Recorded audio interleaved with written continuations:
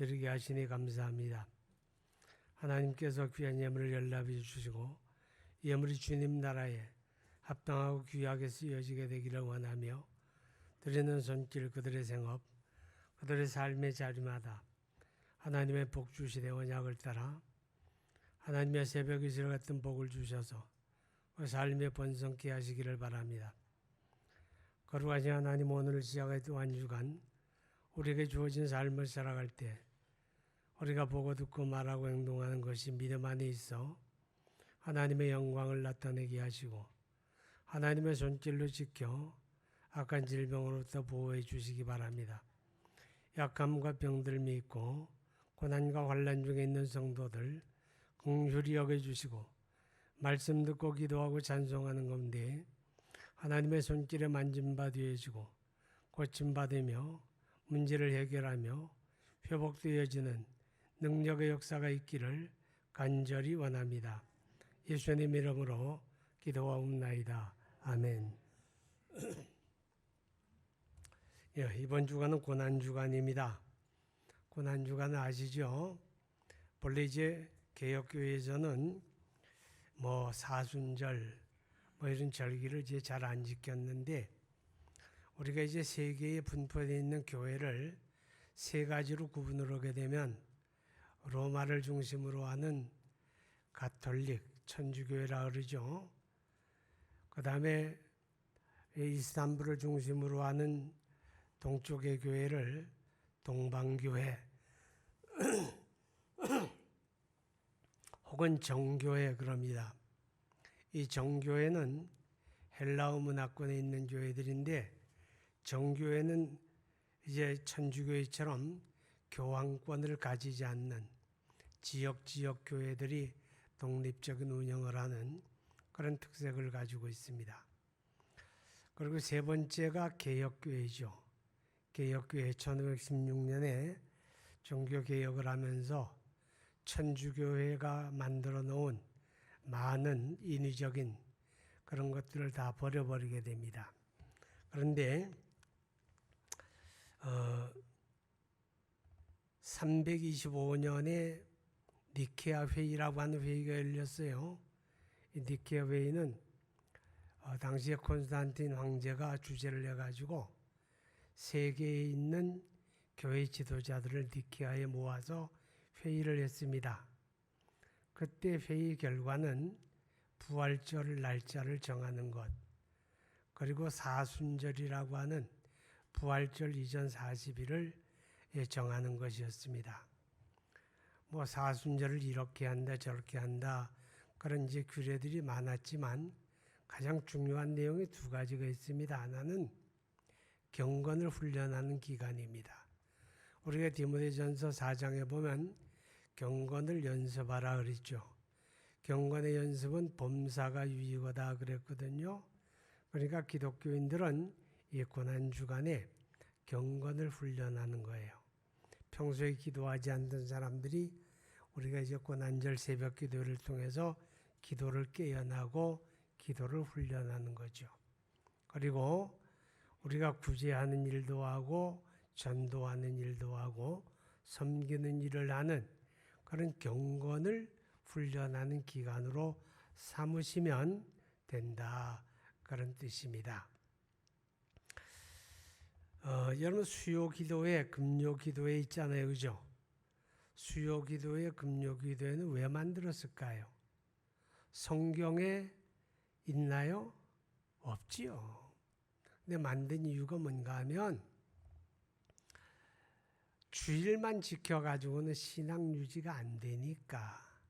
그래서 수요일 날도 기도회를 갖고 금요일 날도 기도회를 가져서 신앙의 자극을 주고 격려하고 그래서 신앙을 잘 키워가도록 하기 위한 그런 목적으로 수요 기도회, 금요 기도회를 만들잖아요. 그것처럼 사순절이란 것도 본래 목적은 이제 그런 신앙을 훈련하는 목적이었다 하는 걸 우리가 생각하면 됩니다. 자, 이제 본문에 들어가서 27절에 보니까 지금 내 마음이 괴로우니 무슨 말을 하리요? 아버지여 나를 구원하여 이 때를 면하게 하여 주옵소서. 내가 이를 위하여 이 때에 왔나이다. 자, 이 말씀 속에 무엇이 생각납니까? 예수님의 십자가 고난이 생각나죠. 자, 고난을 앞에다 두고 예수님이 하시는 말씀이 내가 이를 위하여 이 때에 왔나이다. 그렇게 고백을 해요.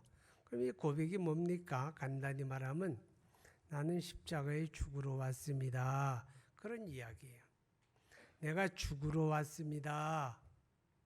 세례 요한이 예수님을 처음에 만났을 때 그 외침이 뭡니까? 보라, 세상 죄를 지고 가는 하나님의 어린 양이다 그랬어요. 하나님의 어린 양이란 뜻이 뭐예요? 대속죄일에 어린 양을 잡아서 피의 제사를 드리죠. 그 말은 예수님은 죽으러 왔다 그런 뜻입니다. 자, 예수님은 본래 자기가 죽는다는 걸 생각지도 못하다가 어느 날 갑자기 로마 군병들에게 포박이 되어서 십자가의 죽임을 당했느냐? 그게 아니라는 거예요. 예수님은 자신이 죽으러 왔다는 걸 알고 있었고 그게 하나님의 뜻이라는 걸 알고 있었고 그렇기 때문에 그는 피하려 하지 아니하고 그 하나님의 뜻을 받아들인 거예요. 이게 바로 예수님의 십자가입니다. 여러분, 그래서 빌립보 2장에 보면 예수님은 근본 하나님의 본체시나 하나님과 동등됨을 취할 것으로 여기지 아니하시고 오히려 자기를 비워 종의 형체를 가지사 십자가에 죽기까지 복종하셨느니라. 예수님은 십자가에 죽기까지 복종하셨다. 그렇게 말씀을 해요. 여러분, 고린도후서 1장 19절에 보면 예수님에 대해서 이렇게 이야기합니다. 그는 예만 되셨다. 그죠? 아들 예수 그리스도는 예하고 아니라함이 되지 아니하셨으니 그에게는 예만 되었느니라. 예수님은 하나님의 뜻 앞에 토를 달지 않았다는 거예요. 핑계를 대지 않았다는 거예요. 이유를 찾지 않았다는 거예요. 아버지의 뜻이야. 그러면 아멘 하고 받아들였어요. 그게 자기의 죽음일지라도. 여러분, 신앙은 뭡니까? 예수님처럼 하는 거예요. 하나님의 뜻을 아멘 하고 받아들이고 순종하는 거예요. 순종하면 하늘에서 막 돈이 떨어지고 순종하면 막 복이 쏟아지고 그래서 순종하는 게 아니에요. 그 순종을 통해서 내가 죽을지라도 나에게 희생이 있을지라도 나에게 손해가 있을지라도 아멘하고 받아들이는 거, 그게 믿음이다. 이렇게 가르쳐줘요. 할렐루야.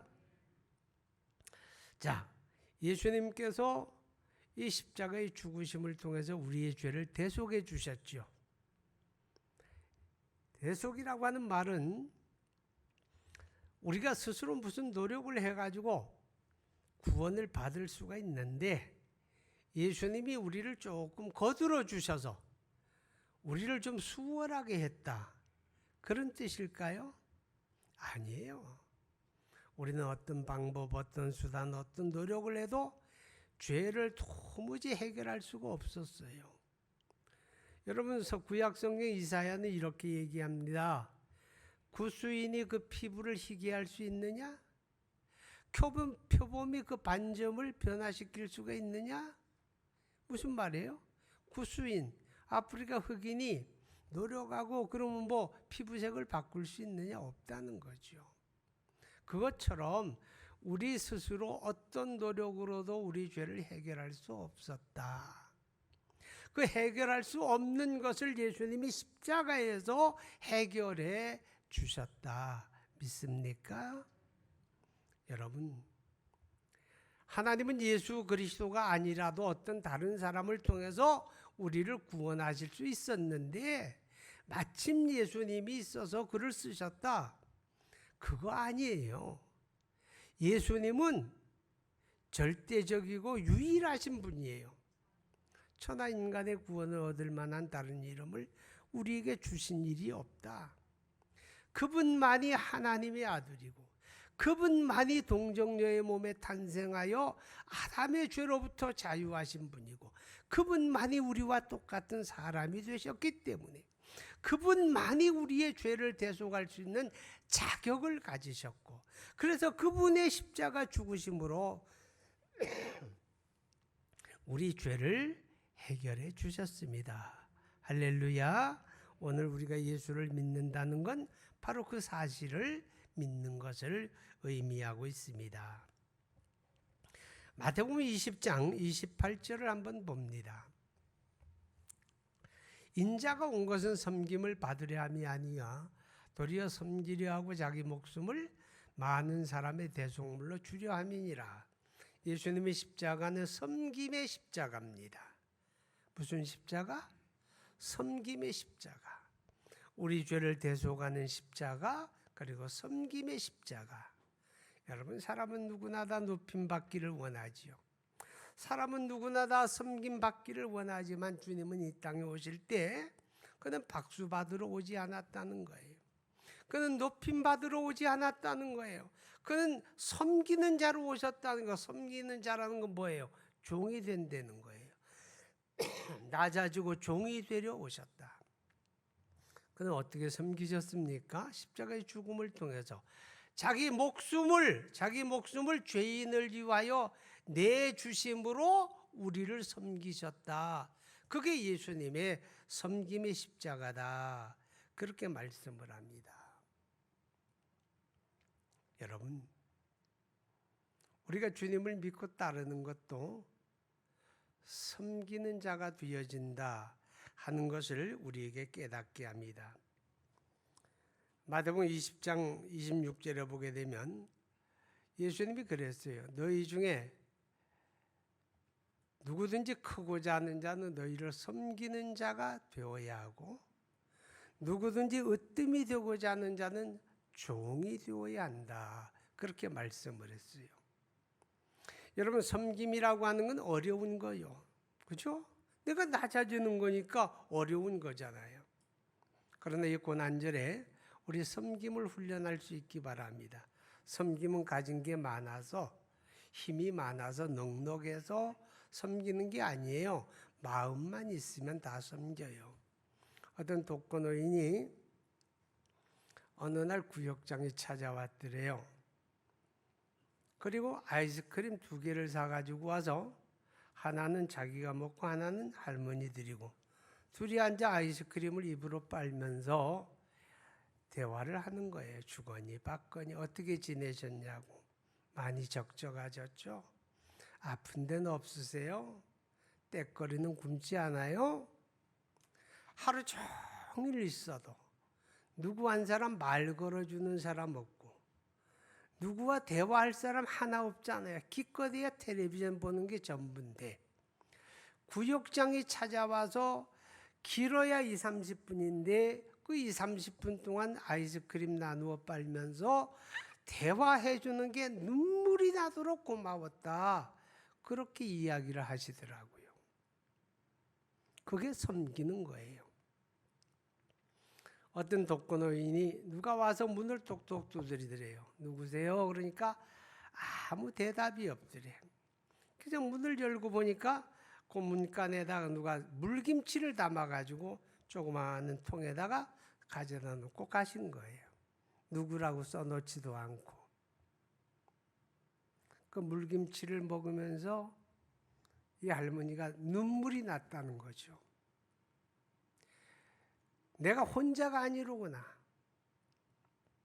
나를 기억해 주는 사람이 있구나. 나에게도 이웃이 있구나. 그래서 그 물김치를 먹으면서 눈물이 났다. 그런 이야기를 해요. 그게 섬김입니다. 어려운 게 아니에요. 이 고난절에 우리 주님처럼 섬김을 실천하는 그런 은혜가 있기를 바랍니다.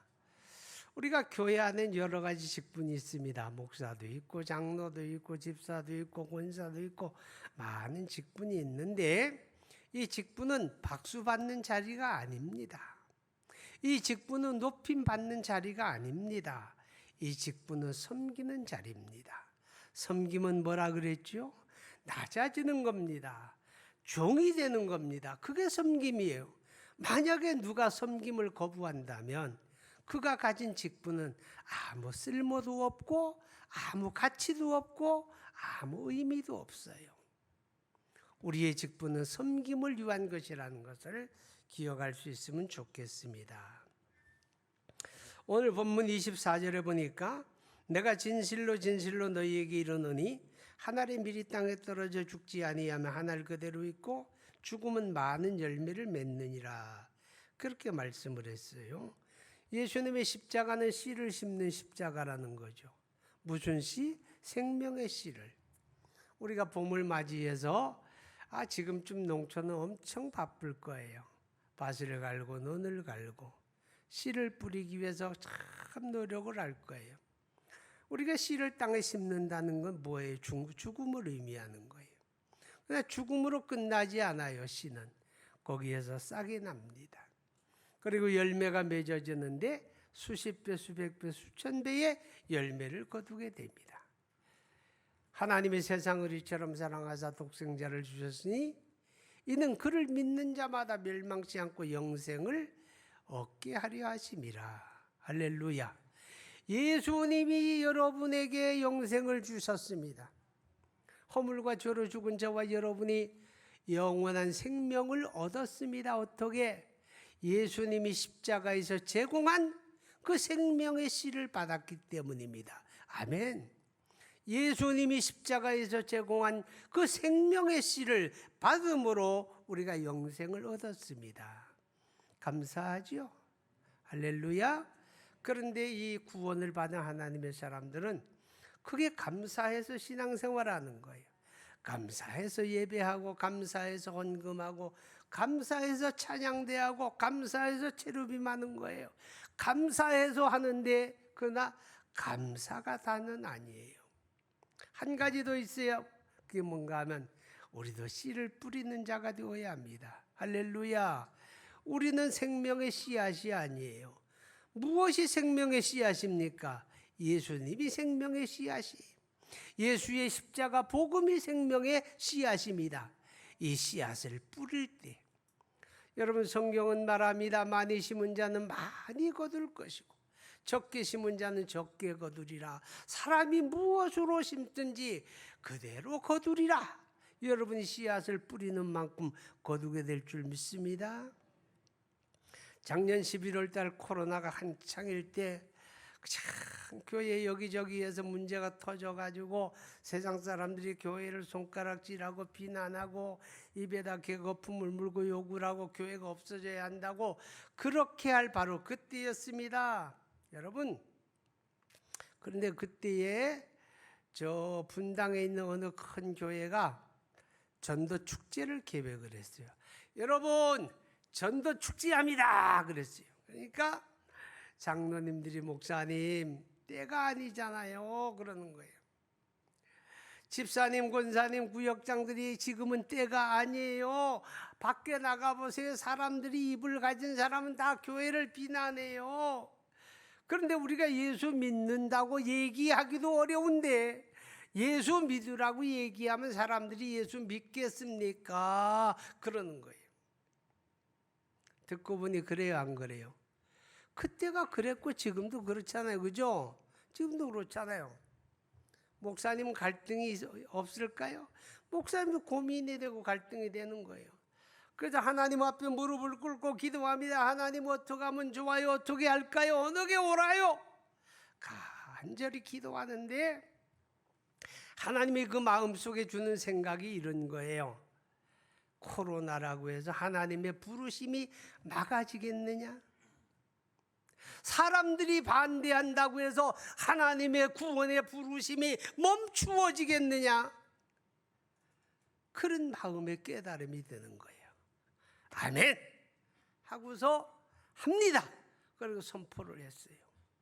여러분, 분명히 여러분이 나가서 예수를 이야기하면 욕먹을 거예요. 핍박받을 겁니다. 그런데 감사해야 돼요. 왜냐하면 너희가 나로 말미암아 사람들에게 욕을 먹고 핍박을 받으면 기뻐하고 감사하라. 하늘에서 너희 상이 크민이라. 마태복음 5장에 그랬잖아요. 근데 우리가 좋은 시절에 예수 믿으면서 내가 예수 때문에 욕 먹을 일이 있습니까? 내가 예수 때문에 핍박받을 일이 있었습니까? 이번에 우리 예수 때문에 욕 좀 먹읍시다. 예수 때문에 핍박 한번 받아봅시다. 그렇게 격려를 했어요. 그랬더니 사람들이 용기를 얻어요. 맞다. 내 평생에 예수 때문에 핍박받을 일이 없었는데 이번에 내가 전도하는 일로 예수 때문에 핍박 한번 받아보자. 내가 예수 때문에 욕을 한번 먹어보자. 하늘에 너희 상이 크리라 하지 않았느냐. 그래서 사람들이 나가서 자기가 아는 사람들에게 예수 믿자 이야기합니다. 임마, 너는 때도 장소도 모르냐? 지금 예수 믿을 때냐? 이러는 사람도 있고, 입에 거품을 물고 욕을 해대는 사람도 있고, 저주를 퍼붓는 사람도 있더래요.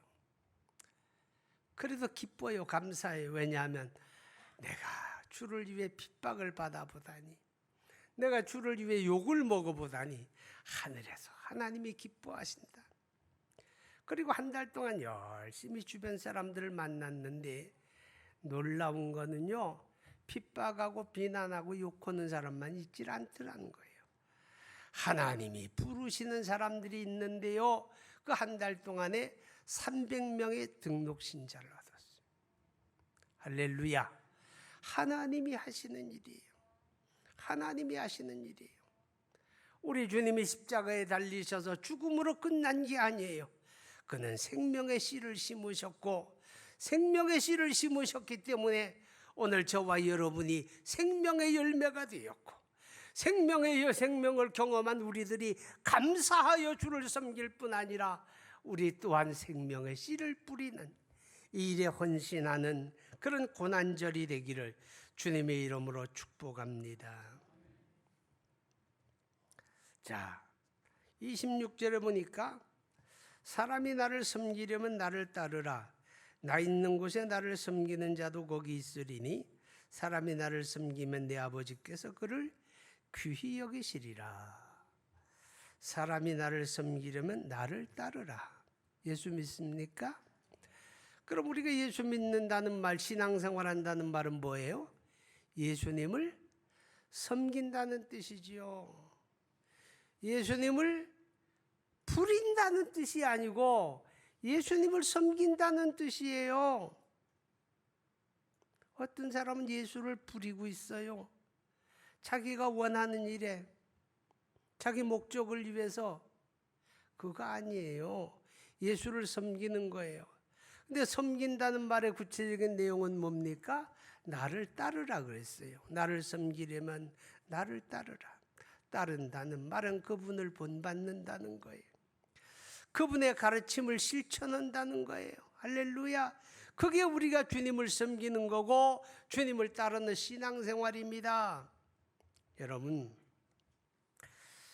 예수님께서 마태복음 16장에 말씀을 했어요. 아무든지 나를 따라오려거든 자기를 부인하고 자기 십자가를 지고 나를 따르리라. 어렵다는 거예요? 쉽다는 거예요? 어렵다는 거예요. 자기를 부인하고 주님의 뜻과 내 뜻이 다르면 내 꿈을 내가 버려야 돼요. 내 생각도 버려야 돼요. 내 판단도 버려야 돼요. 내 욕심도 버려야 돼요. 주님의 뜻이 아니라면, 아시겠죠? 그게 자기를 부인하는 거예요. 그리고 자기 십자가를 지는 거예요. 십자가 진다는 말이 뭐예요? 박수 받는다는 뜻이 아니잖아요. 내가 죽는다는 거예요. 내가 희생한다는 거예요. 내가 손해본다는 거예요. 내가 울어야 한다는 거예요. 그게 자기 십자가를 지는 거예요.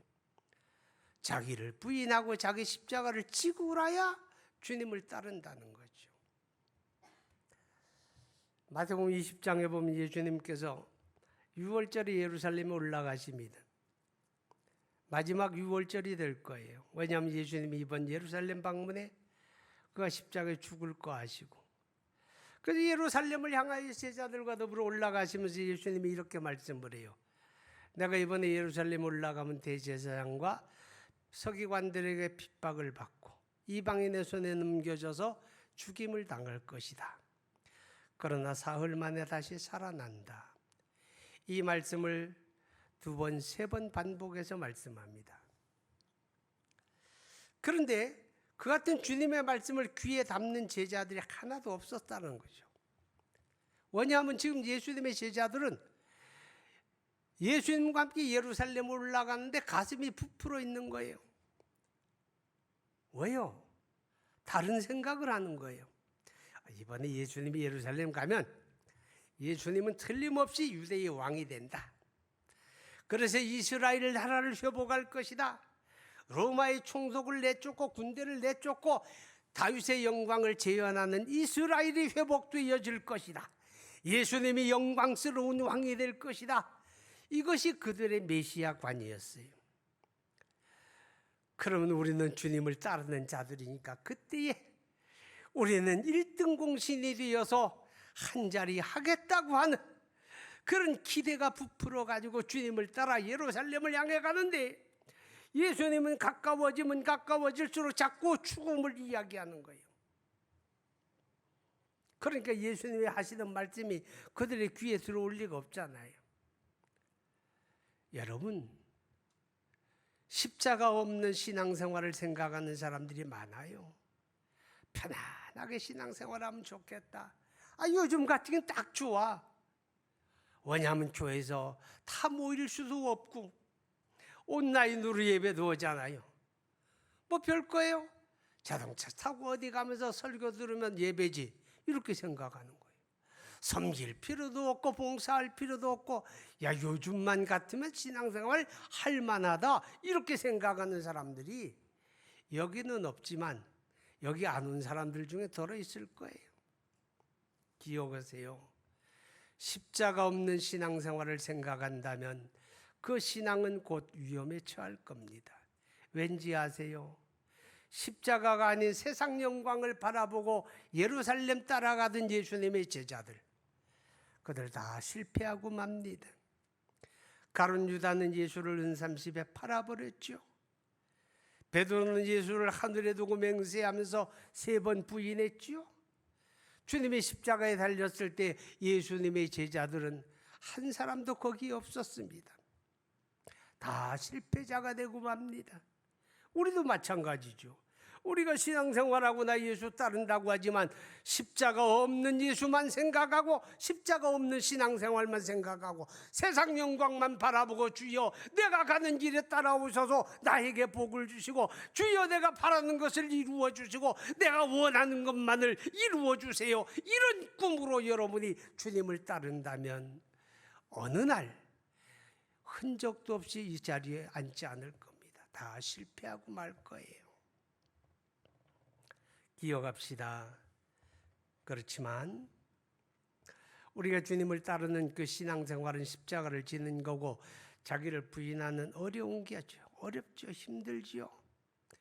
그런데 어렵고 힘든 것만 있는 건 아니에요. 그 속에 숨겨진 하나님의 복이 있어요. 이걸 보아야 돼요. 오늘 성경이 말해요. 나를 섬기는 자도 거기 있으리니 사람이 나를 섬기면 내 아버지께서 그를 귀히 여기시리라. 할렐루야. 아버지가 여러분을 귀히 여긴다는 거예요. 여러분이 잘나서가 아니에요. 여러분이 돈이 많아서가 아니에요. 여러분의 꿈이 좋아서가 아니에요. 여러분에게 예수의 피가 있기 때문에. 아멘. 여러분에게 예수의 피가 있기 때문에, 예수님이 여러분을 위해 십자가에 죽으셨기 때문에 아버지가 여러분을 귀히 여기는 거예요. 귀히 여기는 거예요. 자, 이사야 43장 4절 한번 봅니다. 내가 내 눈에 보배롭고 존귀하게 하며, 존귀하며. 자, 내가 내 눈에 보배롭고 존귀하며. 누가? 여러분을 이야기하는 거예요. 여러분을. 하나님이 여러분을 보실 때 하나님의 눈에는 보배롭고 존귀하다는 거예요. 보배롭고 존귀한 거예요. 여러분, 보배롭고 존귀하기 때문에 하나님이 귀히 여기는 거예요. 귀히 여긴다는 말이 뭐예요? 귀한 거는 잘 보호하잖아요. 그죠? 누가 귀한 걸 아무데나 던져놓고 방치하는 사람 있어요? 잘 보호하잖아요. 그죠? 보호하신다는 거예요. 보호하신다는 거예요. 여러분이 알란가 모르겠어. 제가 기도할 때마다 하나님, 이번 한 주간 동안에 하나님이 우리 성도들 보호하여 악한 질병에 매이지 않게 하여 주옵소서. 그 기도 알아들었어요? 하나님의 보호. 우리가 환난 시대에 살고 있잖아요. 코로나 환난 시대, 재난 시대에 살고 있어요. 언제 어디서 어떤 일 만날는지 몰라요. 그럴지라도 하나님이 보호하시면 할렐루야, 하나님이 보호하시면 되는 거예요. 귀히 여긴다는 말은 하나님이 보호한다는 뜻이에요. 귀히 여긴다는 말은 하나님이 높여주신다는 뜻이에요. 누가 귀한 거 던져놓고 발로 짓밟는 사람이 있어요. 귀한 것은 높여주는 거예요. 내가 스스로 높아지겠다고 몸부림쳐서 높아지는 거 아니에요. 하나님이 높여주시면 그냥 높아지는 거예요. 믿습니까? 그게 하나님이 귀히 여기시는 거예요. 하나님이 귀히 여기신다는 말은 함께 하시고 감당하게 하신다는 뜻이에요. 이사야 43장 2절 3절 봅니다. 내가 물 가운데로 지날 때에 내가 너와 함께 할 것이라. 강을 건널 때에 물이 너를 침몰하지 못할 것이며 내가 불 가운데로 지날 때에 타지도 아니할 것이요 불꽃이 너를 사르지도 못하리니. 아멘. 살다 보면 이 땅은 세상이잖아요. 어느 날 환란에 홍수가 져가지고 그 물속에서 허우적거릴 때가 있어요. 그때 우리 주님 나와 함께 하시고 나를 붙들어 주시고 건져 주시고 물이 너를 침몰하지 못할 것이다. 아멘. 환난과 시련의 불 가운데 내가 던져져서 이제 망했구나, 죽었구나 싶지만 내가 너와 함께 하리라. 그래서 불꽃이 너를 사르지도 아니하리라. 바로 이 말이 하나님이 너를 귀히 여기시리라는 말의 의미예요. 어떤 사람? 자기 십자가를 지고 주님을 따르는 사람, 자기를 부인하며 주님을 따르는 사람, 주를 위해 눈물을 흘릴 수 있는 사람, 낮은 자리에서 섬겨보는 사람. 우리 주님, 세상 사람들은 그런 사람을 바보처럼 여길지 몰라도 주님은 그를 귀히 여깁니다. 이 고난절이 그런 은혜가 있기를 축복합니다.